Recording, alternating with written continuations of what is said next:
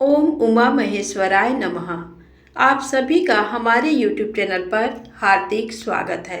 आज सुने चैत्र में रामायण श्रवण का महात्म। नारद जी कहते हैं, महर्षियों, रामायण के पाठ और श्रवण के लिए उपयोगी चैत्र मास का वर्णन करता हूँ। एकाग्र चित्त होकर सुनो। रामायण का महात्म समस्त पापों को हर लेने वाला, पुण्यजनक तथा संपूर्ण दुखों का निवारण करने वाला है। वह ब्राह्मण, क्षत्रिय, वैश्य, शूद्र तथा स्त्री इन सबको समस्त मनोवांछित फल प्रदान करने वाला है। उससे सब प्रकार के व्रतों का फल भी प्राप्त होता है। वह दुःस्वप्न का नाशक, धन की प्राप्ति कराने वाला तथा भोग और मोक्ष रूप फल देने वाला है। अतः उसे प्रयत्न पूर्वक सुनना चाहिए। प्राचीन कलयुग में एक कलिक नाम वाला व्याध रहता था। वह सदा पराई स्त्री और पराये धन के अपहरण में ही लगा रहता था। दूसरों की निंदा करना उसका नित्य का काम था। वह सदा सभी जंतुओं को पीड़ा दिया करता था। उसने कितने ही ब्राह्मणों तथा सैकड़ों हजारों गौओं की हत्या कर डाली थी। पराये धन का तो वह नित्य अपहरण करता ही था, देवता के धन को भी हड़प लेता था। उसने अपने जीवन में अनेक बड़े बड़े पाप किए थे। उसके पापों की गणना करोड़ों वर्षों में भी नहीं की जा सकती थी। एक समय वह महापापी व्याध, जो जीव जंतुओं के लिए यमराज के समान भयंकर था, सौवीर नगर में गया। वह नगर सब प्रकार के वैभव से संपन्न, वस्त्राभूषणों से विभूषित, युवतियों द्वारा सुशोभित, स्वच्छ जल वाले सरोवरों से अलंकृत तथा भांति भांति की दुकानों से सुसज्जित था। देवनगर के समान उसकी शोभा हो रही थी। व्याध उस नगर में गया। सौवीर नगर के उपवन में भगवान केशव का बड़ा सुंदर मंदिर था, जो सोने के अनेकानेक कलशों से ढका हुआ था। उसे देखकर व्याध को बड़ी प्रसन्नता हुई। उसने ये निश्चय कर लिया कि मैं यहाँ से बहुत सा सुवर्ण चुरा कर ले चलूँगा। ऐसा निश्चय करके वह चोरी पर लट्टू रहने वाला व्याध श्री राम के मंदिर में गया। वहाँ उसने शांत, तत्वार्थ वेत्ता और भगवान की आराधना में तत्पर उतंक मुनि का दर्शन किया, जो तपस्या की निधि थे। वे अकेले ही रहते थे। उनके हृदय में सबके प्रति दया भरी थी।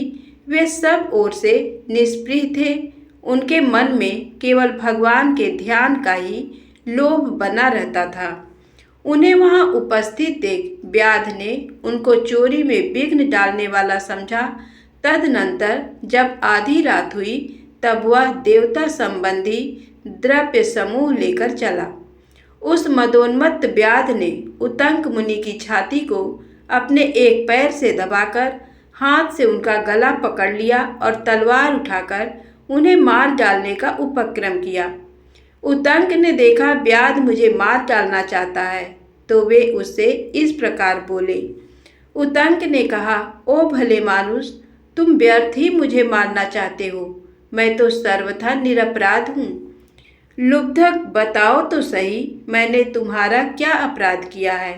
संसार में लोग अपराधी की ही प्रयत्न पूर्वक हिंसा करते हैं। सौम्य सज्जन निरपराध की व्यर्थ हिंसा नहीं करते हैं। शांत चित्त साधु पुरुष अपने विरोधी तथा मूर्ख मनुष्यों में भी सद्गुणों की स्थिति देखकर उनके साथ विरोध नहीं रखते हैं। जो मनुष्य बारंबार दूसरों की गाली सुनकर भी क्षमाशील बना रहता है, वह उत्तम कहलाता है। उसे भगवान विष्णु का अत्यंत प्रियजन बताया गया है। दूसरों के हित साधन में लगे रहने वाले साधुजन किसी के द्वारा अपने विनाश का समय उपस्थित होने पर भी उसके साथ बैर नहीं करते। चंदन का वृक्ष अपने को काटने पर भी कुठार की धार को सुवासित ही करता है। अहो, विधाता बड़ा बलवान है। वह लोगों को नाना प्रकार से कष्ट देता रहता है। जो सब प्रकार के संग से रहित है, उसे भी दुरात्मा मनुष्य सताया करते हैं। अहो, दुष्टजन इस संसार में बहुत से जीवों को बिना किसी अपराध के ही पीड़ा देते हैं। मल्लाह मछलियों के, चुगलखोर सज्जनों के और व्याध मृगों के इस जगत में अकारण बैरी होते हैं। माया बड़ी प्रबल है, ये संपूर्ण जगत को मोह में डाल देती है तथा स्त्री, पुत्र और मित्र आदि के द्वारा सबको सब प्रकार के दुखों से संयुक्त कर देती है। मनुष्य पराये धन का अपहरण करके जो अपनी स्त्री आदि का पोषण करता है वह किस काम का, क्योंकि अंत में उन सबको छोड़कर वह अकेला ही परलोक की राह लेता है। मेरी माता, मेरे पिता, मेरी पत्नी, मेरे पुत्र तथा मेरा ये घर बार, इस प्रकार ममता व्यर्थ ही प्राणियों को कष्ट देती रहती है। मनुष्य जब तक कमाकर धन देता है तभी तक लोग उसके भाई बंधु बने रहते हैं और उसके कमाए हुए धन को सारे बंधु बांधव सदा भोगते रहते हैं। किंतु मूर्ख मनुष्य अपने किए हुए पाप के फल रूप दुख को अकेला ही भोगता है। उतंक मुनि जब इस प्रकार कह रहे थे तब उनकी बातों पर विचार करके कलिक नामक व्याध भय से व्याकुल हो उठा और हाथ जोड़कर बारंबार कहने लगा, प्रभो मेरे अपराध को क्षमा कीजिए। उन महात्मा के संग के प्रभाव से तथा भगवान का सानिध्य मिल जाने से उस लुब्धक के सारे पाप नष्ट हो गए तथा उसके मन में निश्चय ही बड़ा पश्चाताप होने लगा। वह बोला, विप्रवर, मैंने जीवन में बहुत से बड़े बड़े पाप किए हैं, किंतु वे सब आपके दर्शन मात्र से नष्ट हो गए। प्रभु, मेरी बुद्धि सदा पाप में ही डूबी रहती थी। मैंने निरंतर बड़े बड़े पापों का ही आचरण किया है। उनसे मेरा उद्धार किस प्रकार होगा? मैं किसकी शरण में जाऊं?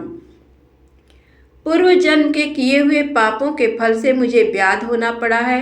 यहाँ भी मैंने पापों के ही जाल बटोरे हैं। ये पाप करके मैं किस गति को प्राप्त होऊंगा? महामना कलिक की ये बात सुनकर ब्रह्मर्षि उतंक इस प्रकार बोले। उतंक ने कहा, महामते व्याध, तुम धन्य हो, धन्य हो। तुम्हारी बुद्धि बड़ी निर्मल और उज्जवल है, क्योंकि तुम संसार संबंधी दुखों के नाश का उपाय जानना चाहते हो। चैत्र मास के शुक्ल पक्ष में तुम्हें भक्ति भाव से आदर पूर्वक रामायण की नवान्न कथा सुननी चाहिए। चैत्र में रामायण श्रवण का महात्म अनंत है। उसके श्रवण मात्र से मनुष्य समस्त पापों से छुटकारा पा जाता है। उस समय कलिक व्याध के सारे पाप नष्ट हो गए। वह रामायण की कथा सुनकर तत्काल मृत्यु को प्राप्त हो गया। व्याध को धरती पर पड़ा हुआ देख दयालु उतंक मुनि बड़े विस्मित हुए। फिर उन्होंने भगवान कमलापति का स्तवन किया।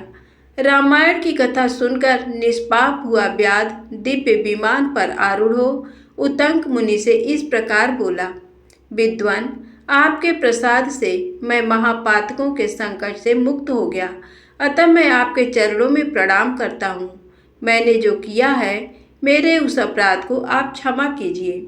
सूत जी कहते हैं, ऐसा कहकर कलिक ने मुनिश्रेष्ठ उतंक पर देव कुसुमों की वर्षा की और 3 बार उनकी परिक्रमा करके उन्हें बारंबार नमस्कार किया।